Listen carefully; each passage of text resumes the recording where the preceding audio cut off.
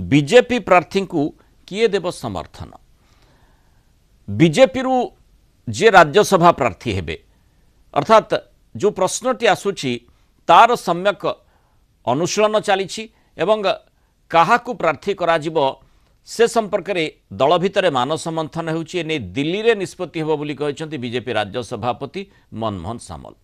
BJP रो parliamentary committee एने निष्पत्ति नेबो बोली से कहछन्ती विचार विमर्श करी प्रार्थी दिया जिवो किंतु जो नजरटी रही चतुर्थ सीट को नहीं से कथाटी को मध्य राज्य सभापति टिके स्पष्ट करिसन्ती चतुर्थ सीट को नहीं एक्सरसाइज जारी रही बोली मनमोहन सामल मंतव्य रखिछन्ती।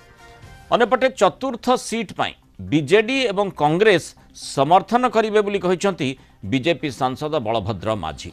चतुर्थ सीट पाई बीजेडी किंबा कांग्रेस संख्या नाही तेणु उभय बीजेडी कांग्रेस समर्थन देवे बोली बलभद्र माझींकर मंतव्य रही।